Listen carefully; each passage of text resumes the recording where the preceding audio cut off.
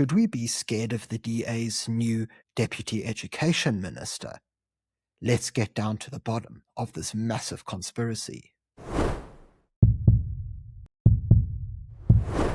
Social media has been ablaze after the Democratic Alliance announced the appointment of Yusuf Qasim as the country's new Deputy Minister of Higher Education. Now, straight off the bat, a lot of people on social media were expressing alarm, especially after the June 30th March and March protests, with many claiming that he is a Pakistani. Others were saying that he is Muslim, he's an Islamist, and so for that reason, he is supposedly, an import and somebody who's bringing dangerous ideology into the country.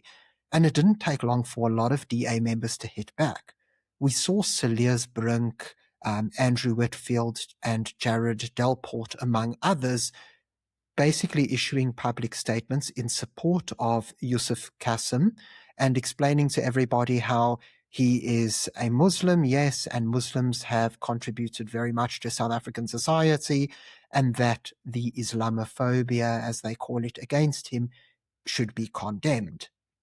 Now, what's important for us to note is that while these DA members have come out in strong support, it appears that they are basically unaware of some of his past actions, which one really needs to take very seriously into account.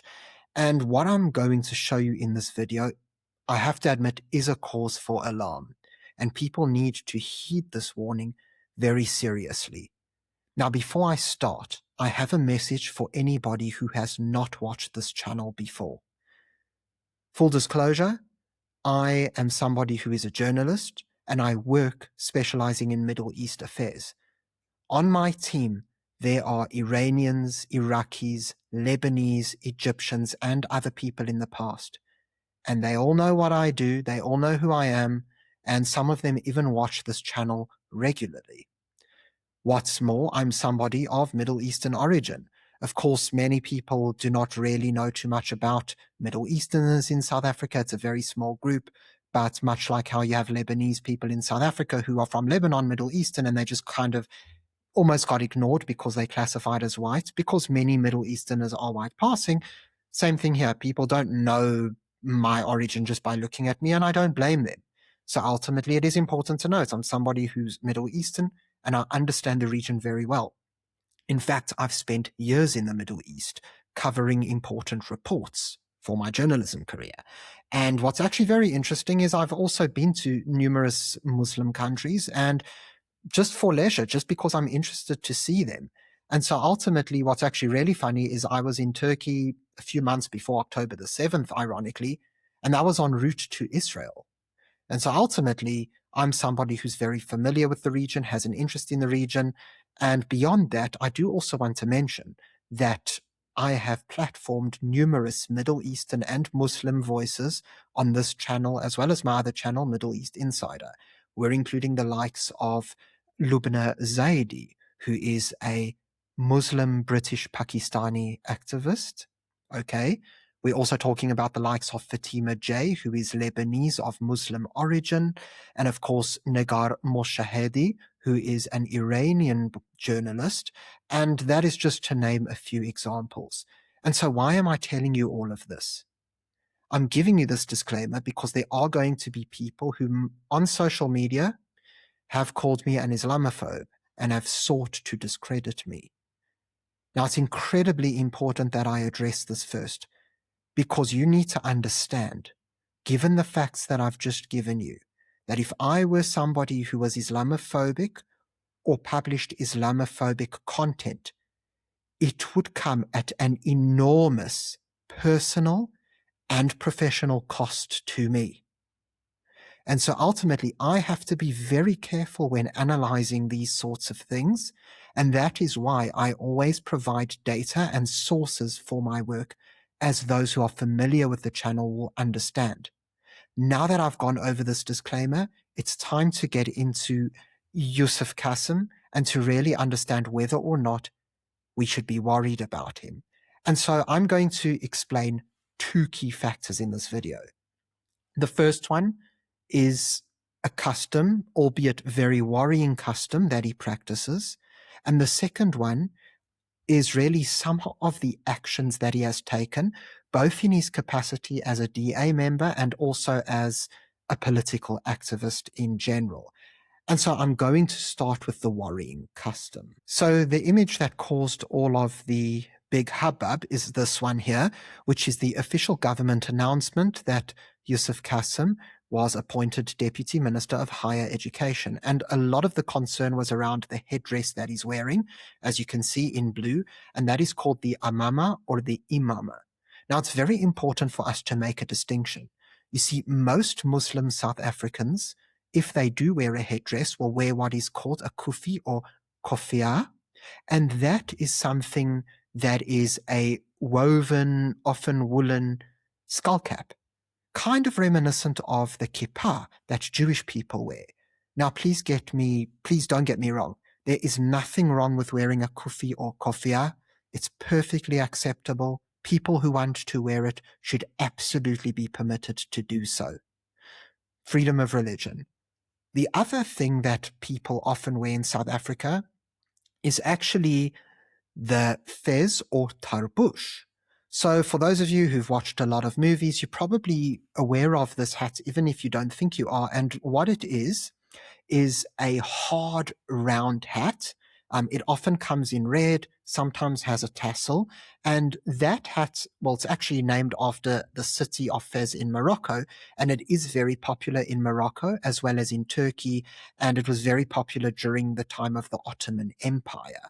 And so both the kufi and the fez are hats that are pretty commonplace in South African Muslim society.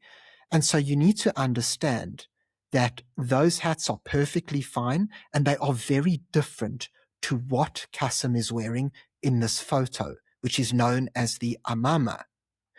I then see another photo of him being sworn in this new deputy ministerial role, wearing another amama as well.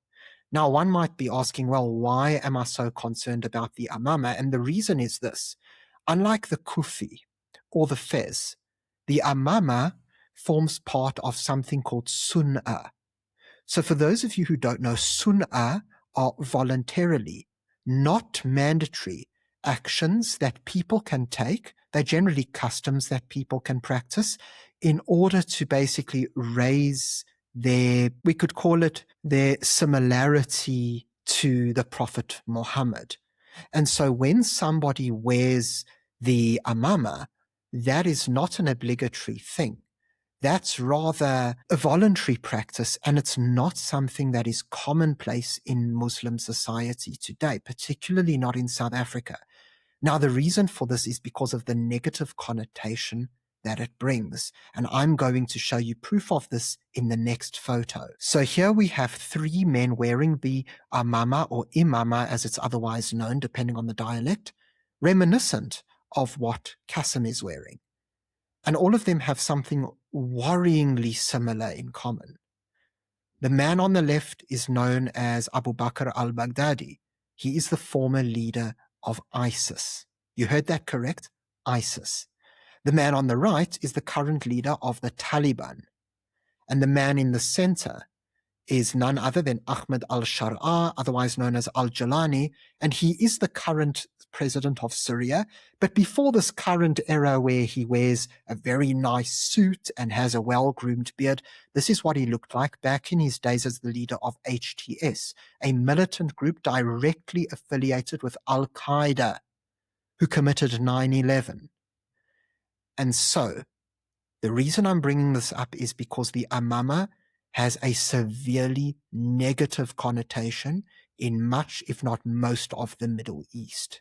It is something that those of us with an understanding of clearly view as a cause for alarm. And when I shared this picture with numerous people, particularly my Middle East contacts, all of them caught a fright. All of them immediately said, wow, this Yusuf, he is a Wahhabi, meaning a Sunni fundamentalist, because all of these groups are Sunni.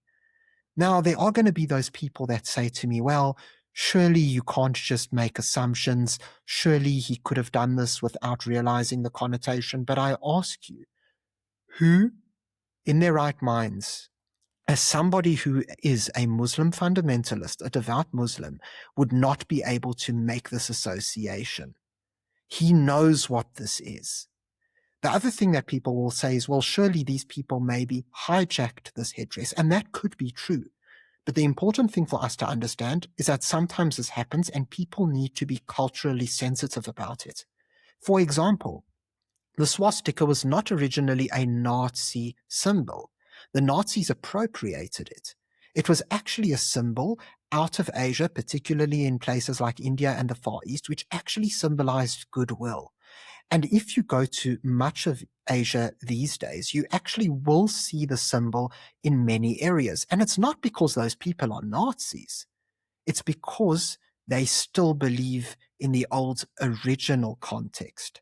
And so what Qasim is doing is he is ignoring context, and he's doing something knowing full well that it is associated with radicalism today. Now, for those of you who maybe don't want to believe what I'm telling you, I do have evidence of numerous acts that he has committed as a politician and as a political activist that do give rise for concern. So I'd like for us to start with this report dating back to 2015. And what we need to understand is that there have been a whole bunch of people who led the BDS, Boycott, Divestment, Sanctions movement, as well as other anti-Israel movements. And Yusuf Qasim is somebody who has been involved in that. So it explains here that at the time, the Deputy Shadow Minister of Higher Education and Training was none other than Yusuf Qasim. We see how he was the youngest member of South Africa's parliament in history at the time, and he sat on the Muslim Judicial Council. Now, I am going to talk to you about the Muslim Judicial Council a little later in this video, and that is another cause for concern. But we're going to ring fence that for the moment. He also happened to organize a rally last July, well, that was in 2014, in support of the Gazans during Operation Protective Edge. And so ultimately, this is somebody who has been active in deciding to, well, basically get into the whole Middle East situation. And I often wonder, well, should somebody like that actually be involved in such an important education portfolio? I wonder whether or not that is a good thing. But moving on, this isn't the only thing that happened. You see, the BDS were highly active in what was called the Israel Apartheid Week. And it just so happens that Qasim was involved with the BDS around the same time. So as explained here in an article by the BDS themselves, join Member of Parliament Mbuyiseni Ndlozi, which is of course Dr. Ndlozi of the EFF, Member of Parliament Yusuf Qasim of the Democratic Alliance, and Khalid Sayed of the ANC Youth League at an Israeli Apartheid Week public debate on the 5th of March in Port Elizabeth. And so he willingly took part in this. Now, I do need to tell people, there are those that claim that not only did Qasim actually say that he supports Israeli boycotts, but that the DA supports it as well. Now, this is from eyewitness accounts, but unfortunately, because I was unable to verify independently through other sources, I am unable to include those accounts as part of this evidence. And so here we go, responsible journalism. Because I was unable to verify them, I'm not including those accounts in this. Now, of course, what's really interesting about Qasim is that he was part of a DA delegation that visited Israel. Now, many people viewed this as a move of goodwill because it's people who maybe want to understand the conflict better and bridge the gap. But unfortunately, with Qasim, this wasn't really the case. So as explained here by Middle East Monitor, Qasim was reportedly given a letter in Hebrew before leaving South Africa to allow him safe passage through the airport without being detained or harassed. The letter said, "We implore you to treat Mr. Yusuf Qasim with generosity and respect during the security checks. Please pass it along to all security officials to check Mr. Yusuf Qasim in a way that will leave a good impression and preserve the good relations between the DA and Israel." Now, apparently, he did end up getting searched. This is the claim. But what's really important for us to understand here is that Israel doesn't just take these kinds of searches lightly. Israel searches anybody they believe to be a risk. You want to know something? I was once searched by the Israeli airport security. I know Israelis born and bred there who are Jewish who were searched. I have seen many accounts of many people. I even remember a girl who was American, of Norwegian descent, some blonde-haired, blue-eyed girl. She happened to be married to an Israeli guy. She got detained for hours and questioned before being allowed into Israel. And so you mustn't come here with your big victimhood mentality. Israel has a right to search people. And you want to know something? DA, and I'm going to mention this and target it at the DA. You may have given him a letter, but your letter means nothing, and it's a load of nonsense, because ultimately Israel reserves the right to do its own security checks. Don't come and tell Israel, oh, there's nothing to see here, just leave this guy alone. Nonsense. Israel needs to be able to perform checks because, as we have seen through many terror attacks, sometimes even the unlikeliest of people are the ones committing these attacks, and they have resulted in lives being lost. And so, of course, Israel needs to be vigilant. Don't come here with this nonsense. But moving on, Qassem spared no time running to Radio Islam to slam Israel. So he said, I am in discussions to make sure that we can go with another pro-Palestinian organization, and we've all agreed that we need to go on another tour before we can even sit down and have a policy. Okay, fair enough. I don't have a problem with that. And then it says, even someone the officials perceive as a good Muslim like Qassem is treated in a racist manner. And what did Qassem say? He said, I believe I was targeted, and it was clear racial profiling that was taking place. Being stopped even before going into the airport and being interrogated and searched and having my bags turned inside and out, he said. And like I said, again, I had the same thing. I had to pass my bags through an additional x-ray machine. I had to open it. I had to show them my travel documents. Don't come and make yourself a victim, man. But then, of course, he had to double down and say, as an individual, I believe that Israel is an apartheid state. So there you have it. With all of this, he still continues down this road.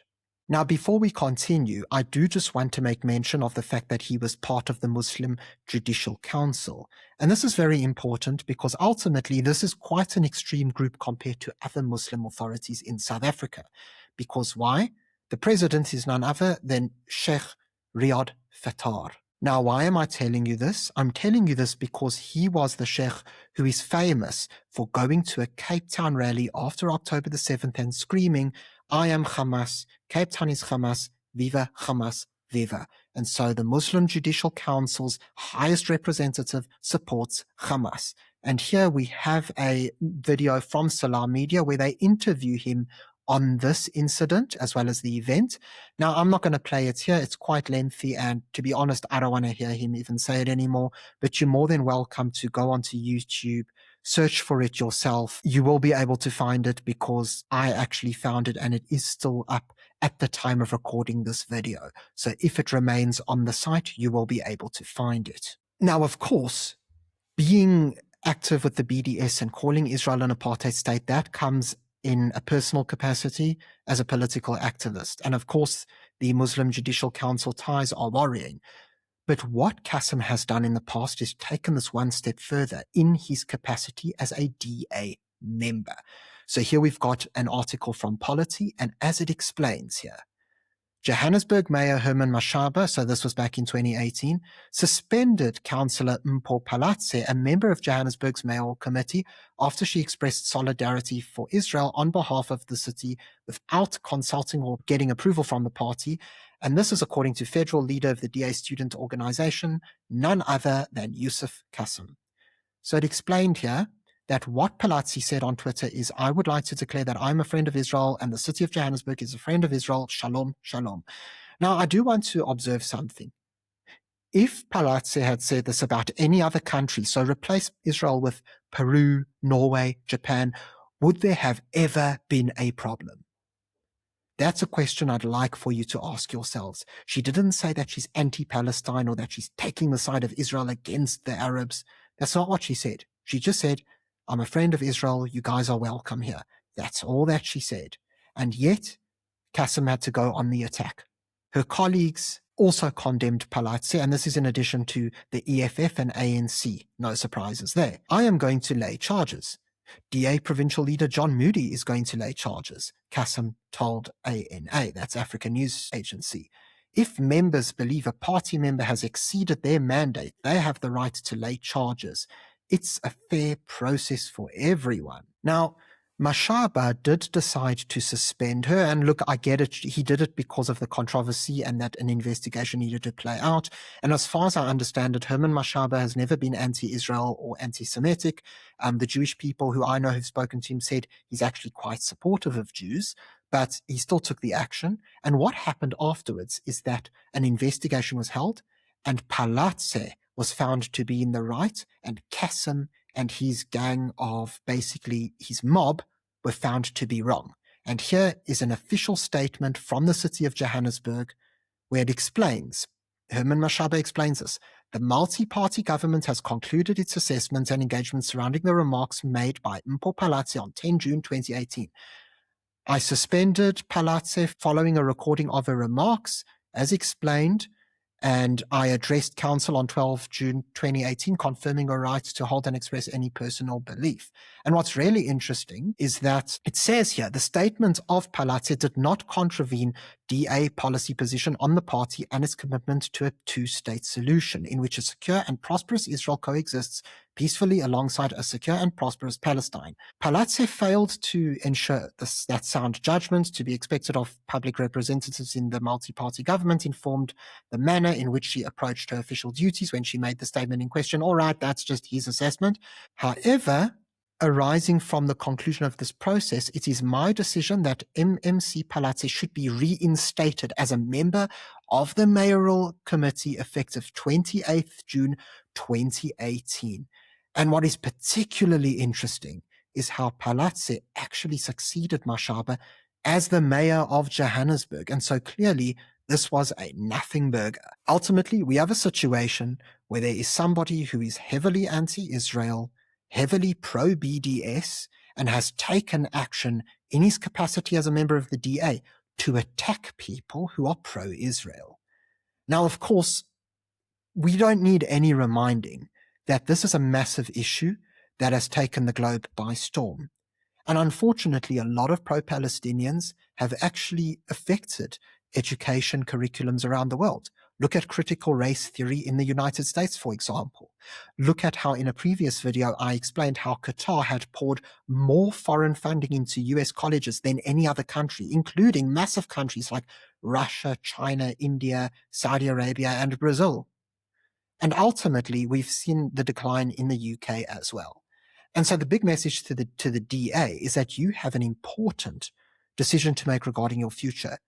Do you want to go down the path of other liberal parties, such as the Labour Party in the UK, the Labour Party, the Liberal parties in Canada and Australia, and others? If you do, well, that's going to spell bad news for you as well as the country. But I have another message to people watching this. Without jumping to conclusions and without me putting a conclusion in your mind, look at all the facts that I've presented to you and ask yourself, is this the kind of person that you want to trust with shaping the education of your children? Knowing the kind of stuff that's entered higher education institutions in other countries as well, by people who share this ideology. It's important you ask yourself that question, and you can let me know in the comments section below. Thank you very much for tuning into this video. If you found it informative, please remember to subscribe to the channel for more content. Comment down below what your opinion is. I'm always interested to hear from you as a public. And yeah, just like the video and share it with other people so they can also be aware of the issue at hand. Until next time, I'm Matthew Cohen, and this is the Power Pod.